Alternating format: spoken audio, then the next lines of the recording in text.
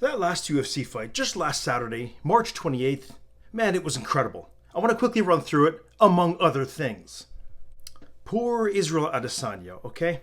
He lost again, okay? He lost to Joe Pyfer, TKO. Man, he looked skinny, he looked small, he looked slow, and he got his ass kicked, okay? He's no longer near the top of that middleweight division. He may swap places with Pyfer. I think Pyfer was like ranked number 14 or something. He's going to move up to number 5. Right, in the middleweight rankings. So who should Pyfer fight next? I'm thinking Dracus du Plessis.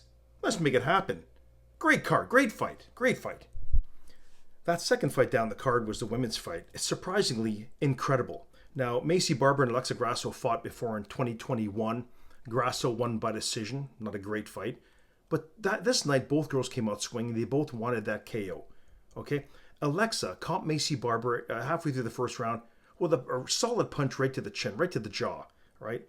It put Macy Barber on the mat, but as she's falling down, as she fell on the mat, Alexa quickly jumped on her and secured a rear naked choke. Like it happened so quickly. It was amazing. Ref stopped the fight, of course. It went down as a KO. Could have gone down submission, whatever. The fact is Macy Barber was out after the punch. The scary part was that after ref stopped the fight, Macy Barber's lying on the mat. Her eyes are open and she's just blinking, but she ain't moving. She's not there. And this went on for a few minutes. You know what I mean? They finally got her up. She came to. It is what it is. She lost the fight. But man, that was a scary point. That was a scary point there. That third fight down the card, okay, Michael Chiesa versus Nico Price, right? Chiesa's swan song, okay? It was his last fight. He's going to retire, okay? That's what he said before the fight, okay? He did win the fight by submission.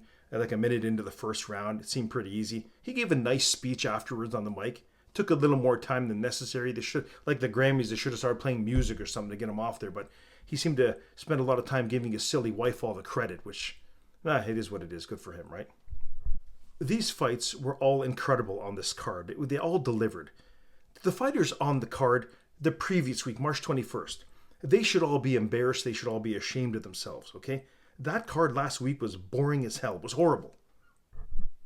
Let's just quickly compare the final three fights on both cards. The March 28th and March 21st. Okay, let's have a quick comparison here. Look at this. Lerone Murphy, supposed to be the next big thing, okay, in the featherweight division versus Movsen Evliov, whatever. Horrible, lackluster affair. Okay, Luke Riley beats Michael Aswell by decision. Boring. Nobody cares, right? And most disappointing, of course, was once again Michael Venom Page, MVP, winning another very close decision against Sam Patterson, apparently his training partner, but another horrible fight by MVP. It seems like every fight, the fans want to see the old MVP, want to see a knockout, want to see some crazy stuff going on, some dancing, all that other stuff, but it never seems to happen. He's overly protective of his UFC record, and right now he's 4-1, one fight left in his contract. I don't know, man. I don't know what the UFC is going to do. I mean, this is the question here now. He's 25-3 overall. Okay, tremendous record. 4-1 in the UFC. Okay, and like I said, one fight left in his contract. So what's the UFC going to do? He needs to show something, or he will not be re-signed. This final fight, he needs to come out swinging. He will not be re-signed because this is too many boring fights in a row. Too much disappointment for the fans, right? Knowing the UFC though, they're going to give him a wrestler, something like that, someone who's probably going to lose to by decision. It is what it is, right? That's how the UFC operates. If they don't like you, they're going to send you on your way in a negative fashion, okay? And then it'll head over to Netflix, probably, right? In other news, Dana White's been saying all kinds of weird shit lately, you know what I mean?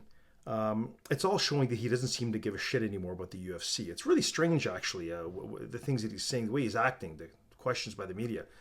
Saying John Jones was never considered on the White House card, while Jones is saying they were in full negotiations. They just couldn't quite agree on payout, right?